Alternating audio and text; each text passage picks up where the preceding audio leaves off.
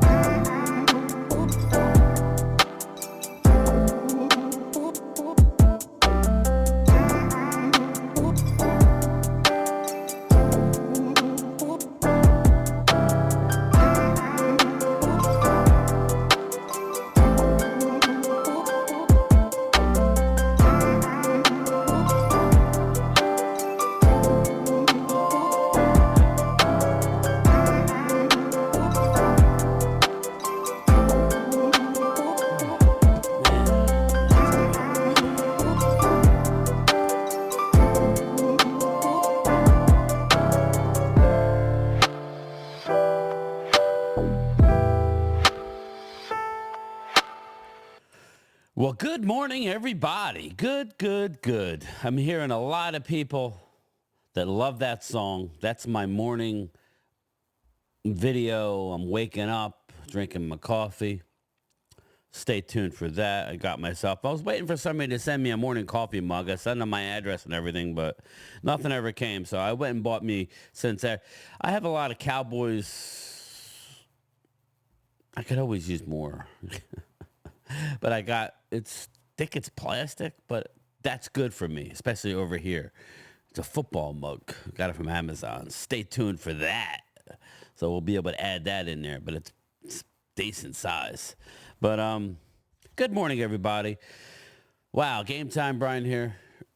We sit here. I got a lot to do. I got a lot to do for the channel. I feel overwhelmed at times, but we're getting there. Shout out to the 36,400 subscribers. You guys are great. We're growing the channel, a little over a year old. I appreciate all my channel members. I was going to do just a short, me and Primetime, my partner on Primetime Studios. We're trying to grow that channel as well. Primetime, very busy man, big family man. So we do less over there, but it's very, very, very, very, very high quality. Primetime takes pride in anything with his name on it. So make sure you check us out tonight, 8 o'clock Eastern. I'll put the link in the comments of this video once I upload it. Primetime Phil and myself, Game Time Brian, we will be talking about a lot. I know he's thinking I'm going to have all my predictions. I need to do my Eagle and Cowboy predictions. They will not be done today. The Eagles, I might get it up today. Pause.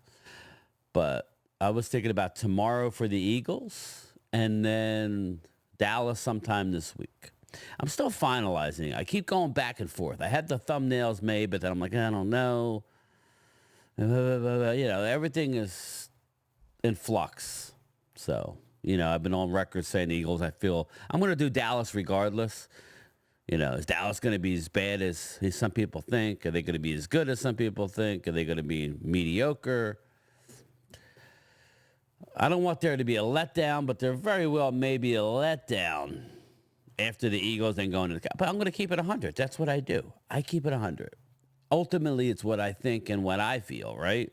We can only do the prognostications as best as we can. But got a lot going on. Trying to get the website together. I need to work on that. I'm trying to mess with the set behind me. I know. I don't know. Do you guys like the set behind me?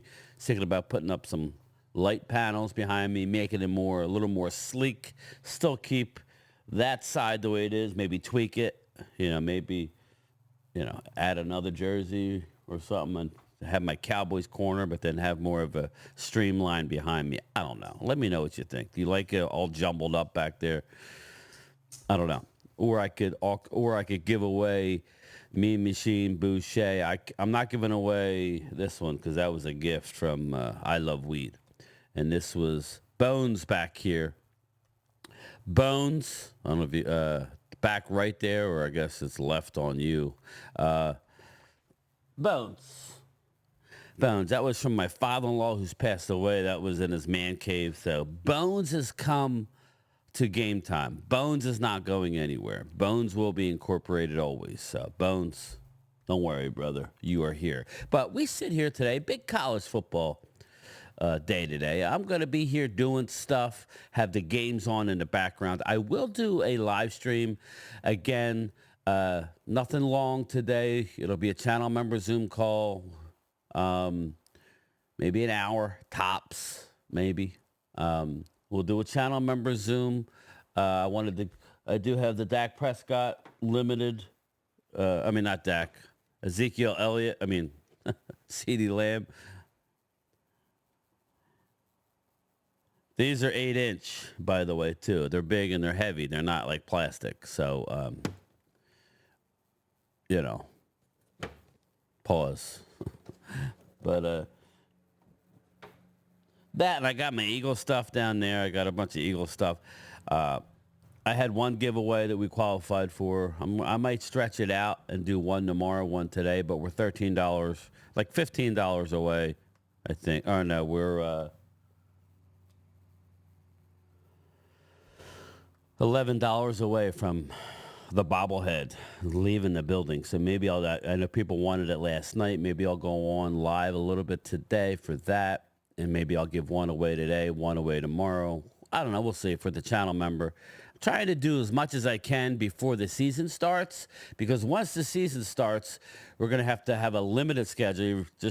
I'm going back to work next Friday. I'll always do my channel member Zoom calls. We might have to switch that just to a midweek channel member Zoom and fit them in where we can, kind of like how I do now. Just make sure you have your bell notifications on and everything will be good. So, but anyway, let's talk about some football. We sit here, it's Saturday. The work week has officially started. Next Thursday is the opening game. All my Eagles subscribers, they're excited about the Eagles going to Brazil on Friday. So we got Thursday night. We got Friday night, and then we go into the Sunday full slate schedule, followed by Monday. So I don't know. I'm looking forward to it. It's like a rite of passage where college football precedes NFL. I have Dak fatigue, everybody. I have Dak fatigue, and then it's not Dak's. It ain't Dak's fault. He's up there trying to do his obligation and do interviews, and they just keep pelting him with questions. I'm not sure why you're asking Dak anything. We don't know what they're offering. We don't know what he's turning down. We don't know what he's asking for. I just got Dak fatigue. There's a part of me that says, they'll get it done, but no, Jerry won't get it done. Don't hold your breath. And I'll make a video if I'm wrong, but I'd be surprised. If he was smart, he would get it done. Just because of the obvious, but it doesn't have to be done. If you want to save a couple mil, it should be done. But just looking at some of the issues, Dallas officially put Chuma Edoga, Cowboys at 12 o'clock yesterday. The Cowboys placed veteran lineman Chuma Edoga on injured reserve this week. Edoga suffered a toe injury August 11th against the Rams. He started at left tackle, been working mostly with the first-team offense. It was always expected that let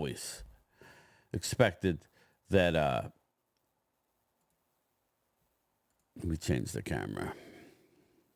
It was always expected that rookie Tyler Guyton was going to eventually take over for Edoga, eventually meaning game one. It was always going to be game one for for Guyton.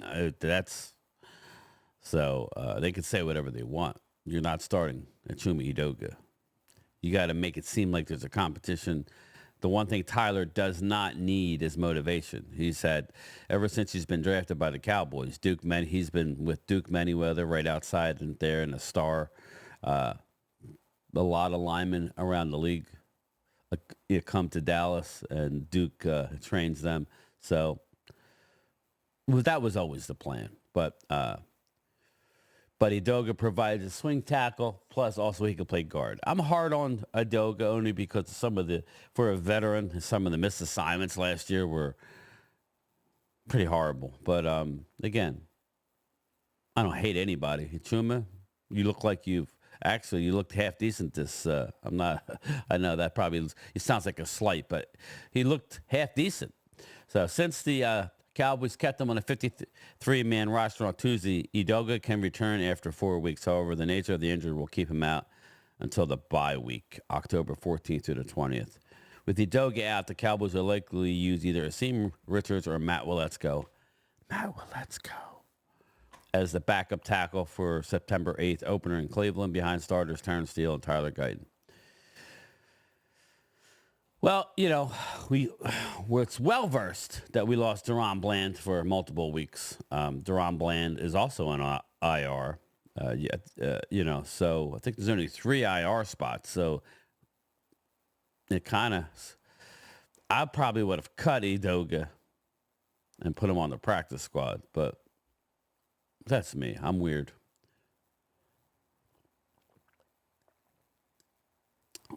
Here, I'll share the screen with you.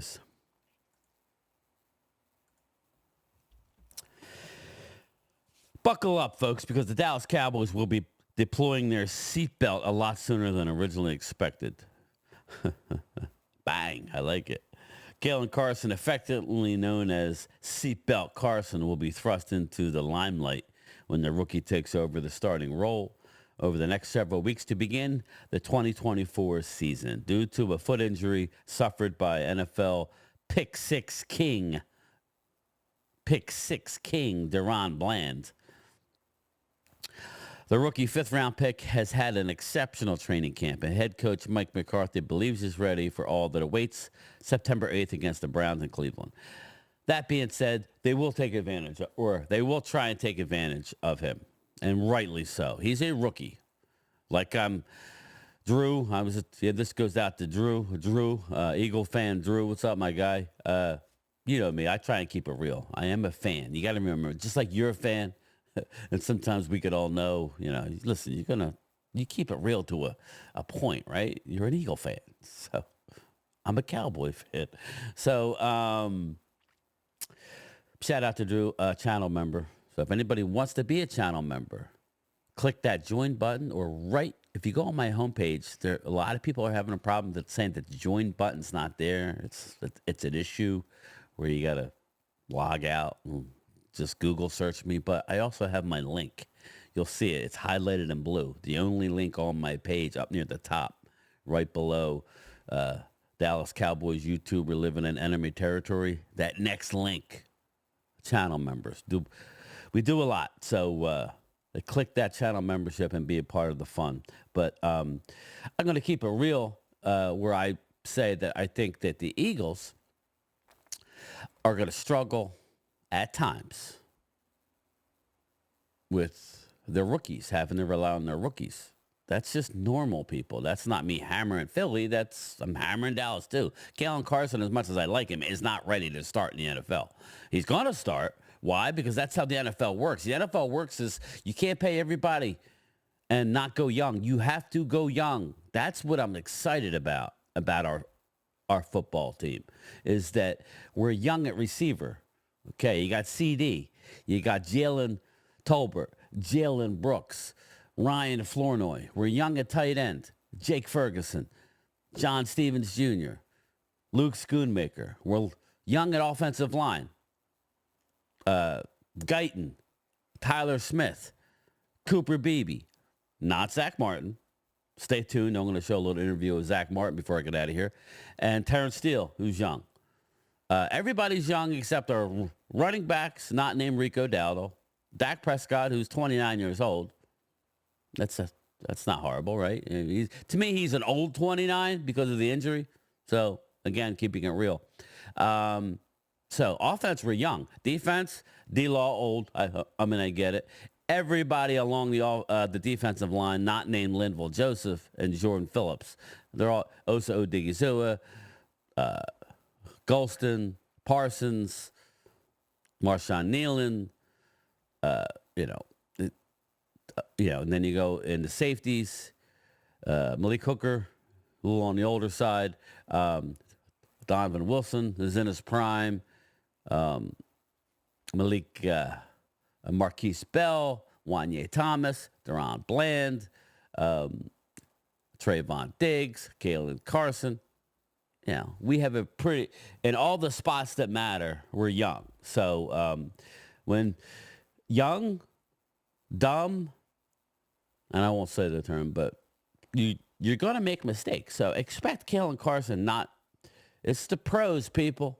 This is the pros. Even the best of the best get beat, unless you're Deion Sanders or Darrelle Revis or a young Jalen Ramsey, who I remember got beat. So expect Kalen Carson to get beat. I'll say this. It's consistency and not at the corner, but look at the special teams reps told McCarthy. Every time he's been given an opportunity, he's shown that moment isn't too big for him. He's got instincts and ball skills. He's done a really good job. With the 3 new additions to the practice squad, here's a full list of the 17 players, including Denzel Daxon, who is part of the International Pathway Program, which I told Prime Time, which gives the team a roster exemption for the practice squad. Josh Butler, Dalvin Cook, Jalen Cropper, Malik Davis, Denzel Daxon, Princeton Fant, Keeman Hall, Kelvin Harmon, Darius Harris, Phil Hoskins, Imani Johnson, Carl Lawson, Brock Moggetson, Amani Oberare, we've Dakota Shepley and Nick Vigil. They signed him. He was out there. 5th round pick of the Lions in 2019. Oberare has started 36 games with 9 career interceptions. So he brings some much needed depth to the position. So I welcome it. I definitely welcome that. Before I get into I don't want to hammer today. I'll be nice. I'll save this for later. But let's get into some around the league before we get into a couple interviews. Let's see here. I'll just do a quick around the league. Inside the Brandon Ayuk deal. The Brandon Ayuk deal is done. The ink is dry. The numbers are out. Signing bonus, $23 million. I think CD got 38 or 36. 36 or 38. Bam. Bang. With $11 million paid within 2 weeks. Zeke got his all right there. Bang. That's $1 billion. The rest paid out with his base salary in 2024. His 2024 base salary, fully guaranteed, 1.125. A 2025, 22.8. So, again, they're backloading the deal. It's not ridiculous. It's not a ridiculous deal. So, now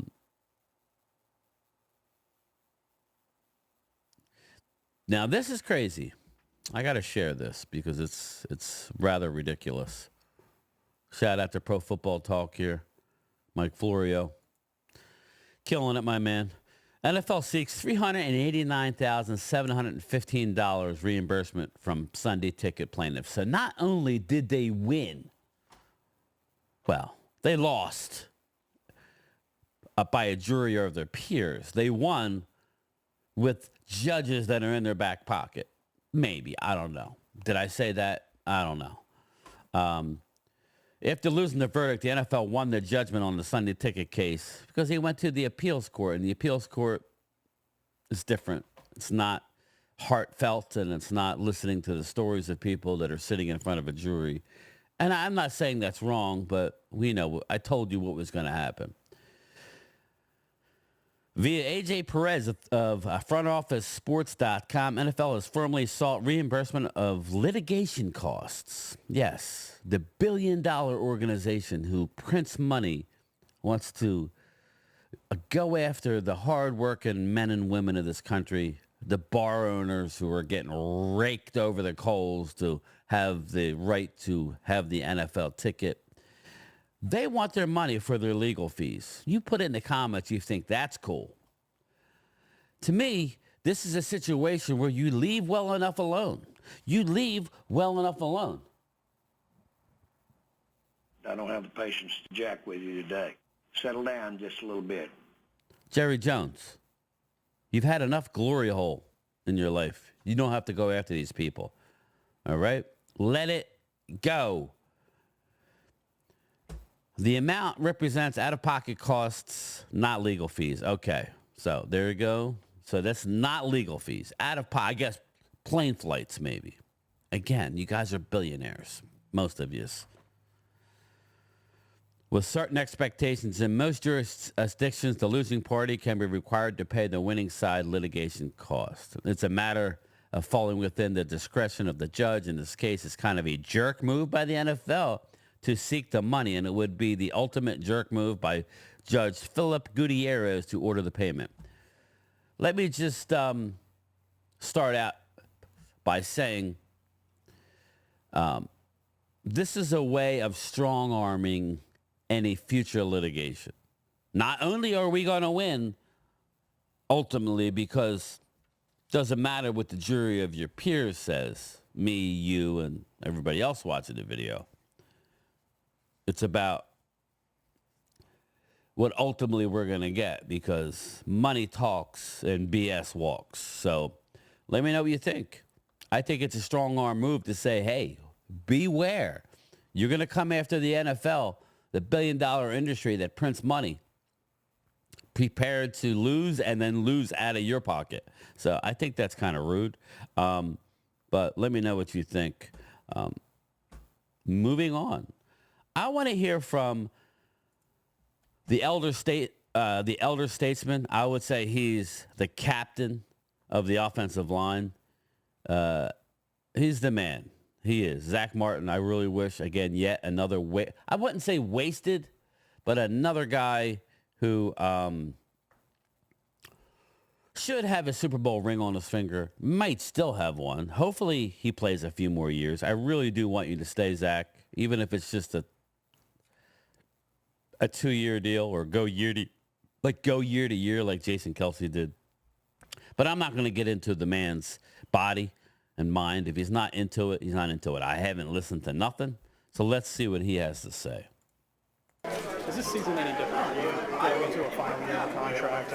Obviously, you've talked about in the past, kind of being on the backside of things. Or are you taking it as the same approach? Same approach as every year, right? Like, we got a couple days here to kind of recharge the body and the mind, and then everything's obviously on to Cleveland for next week. So same approach I've always had going into a year. What have you liked from Cooper Beebe so far? Hey, he's really strong, powerful guy at the point of attack. He's a smart guy, and he works his tail off, right? Like, ever since he got here, whether it be snapping, IDing defenses, he's put a lot of time into it, and he's continued to get better each week. How much do the young guys lean on you at this time of the year?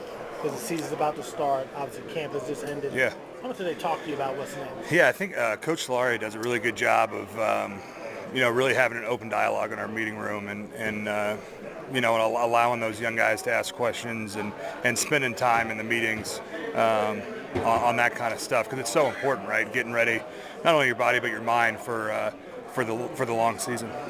How excited are you about this season? I'm pumped, man. I'm juiced. Anytime after training camp, especially like a month out in California, you're just ready to get after it and start playing games. So, with 88 back, it's like we got all our pieces back, and it's going to be fun to go out there as a unit and start this journey off. Is there a different level of urgency this year with so much unknown about next year? I think the urgency is the same, man. Like, we want to go out there, we want to win every game. And, right now, Cleveland is there, and that's what we're focusing on. But I wouldn't say there's a crazy amount of different urgency before this season than other seasons. What does it say for your run game when you got a 4-time Pro Bowler like Dalvin Cook on the practice squad ready to come in? Yeah, all those guys. I mean, we really have I'm excited to watch all those guys run. Obviously, Cook and Zeke have, everyone knows what they can do, and that'll be great. But, the other guys, Rico and Deuce, and, we get to see those guys every single day, and excited to see the rest of the league see those guys and how they attack the game. Obviously, a lot of talk about Cooper Baby and Tyler Guy and these rookies coming in, but Terrence still looks more comfortable, more confident with everybody. What do you see from Terrence? Yeah, I think, with Terrence, I think people forget that last year he's coming off of a serious knee injury, and the fact, I think he was the only guy on our line that started in every single game last year, which is, credit to him, but it's pretty incredible. It's incredible. I think you just see a comfort level, right? He's feeling good. He's had a year and a half to get that knee completely right, and he's got a lot of confidence on the edge at that right tackle position. As a veteran player, can you ever remember so much talk about the business of the sport around here? Because it was about you, CD, Dak, and do you ever remember a time when, man, all we're talking about your contracts and those kinds of things? I feel like kind of every year that's just how the NFL works these days, right? Like everyone wants the deals, and that's just how it works, right? It's the nature of the business, and I think it's the teams and the groups that have the most success are the guys that have to go through that, but can put that aside and really focus on what's important and what matters. And now that's the Cleveland Browns. Why do you think why do you think you guys have been able to lock that out to move forward?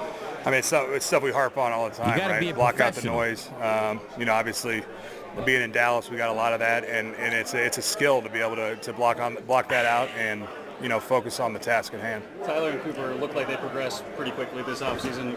How do you think they get that? Well, first they're both extremely talented, right? And they both have the right attitude. They take their craft seriously, and they come out and they work, and they take the coaching. But first and foremost, those guys are talented players who are going to be able to help us a lot this year. What do you remember about? You see a Jim Schwartz defense. Yeah. Week 1 that you had a little extra time and then uncommon. Yeah. Is there a benefit there? Yeah, I think obviously anytime you get a little extra time now,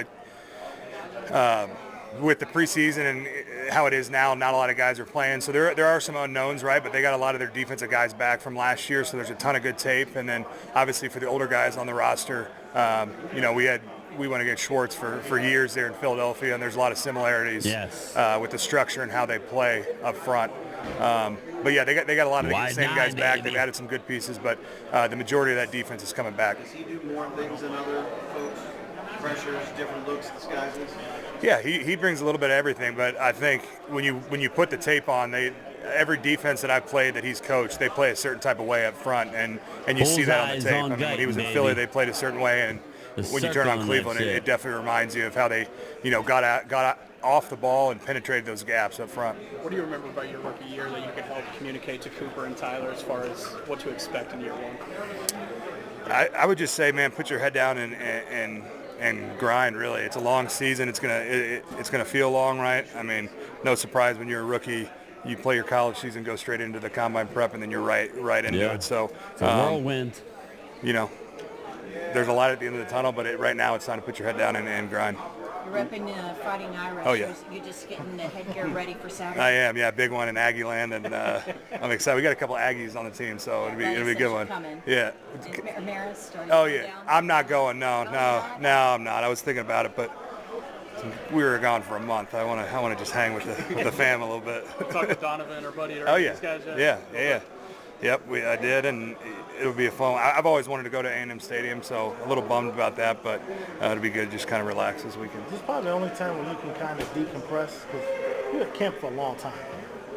Yeah, it's a long time, but, I think there was a reason why we were out there, right?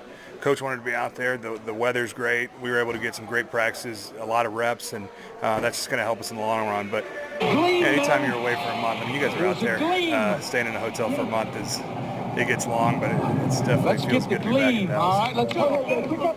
Thank you, sir. Appreciate it. All right. There's a gleam, man. There's a gleam. I am getting pumped up, everybody. I am. This is my favorite time of year as far as I love warm weather. I do. I'm a pool guy. I didn't get out there as much as I wanted to like last year. It's been like good weather. but I've been doing a lot in here with the channel and trying to get things done, doing stuff around the house. But this is like really like, if I really had to point it out, this is my favorite time of year. Right now, through the Christmas, and then I hate January, February, and March, other than college basketball. Other than, obviously, we're tying up I'm talking about weather-wise, but I love the fall. I love Halloween. I love the leaves falling. I love the crisp night. But, he's wearing a Notre Dame hat. You can say whatever you want about the movie Rudy. Every time I see that movie, because it gives me goosebumps, and I think because we all have that inside of us, But as I go, and I want to go because I'm at a half hour, I know how to talk, people. I want to give a little motivational. When I kind of cut this up, I didn't want to use certain parts of the whole thing. There's a motivational thing, man. It got me going. It really did. Listen to this, and then we'll get out of here. Don't forget, I will do a lunchtime chat. I won't do it too long because me and Phil got the show tonight, maybe an hour. We'll just hang out. Maybe we'll give the bobblehead away today. If not, we'll definitely do it tomorrow. The heck was that? But anyway, listen to this. All right.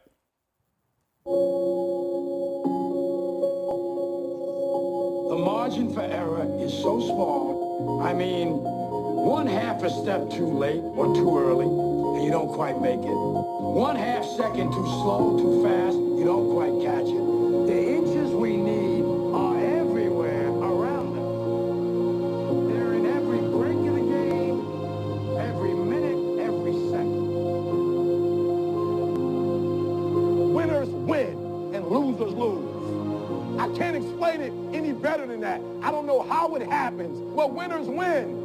And if you create a culture of losing, if you keep being a victim, if you keep letting losing happen to you, if you keep letting people do you and treat you any kind of way, it's going to become a culture.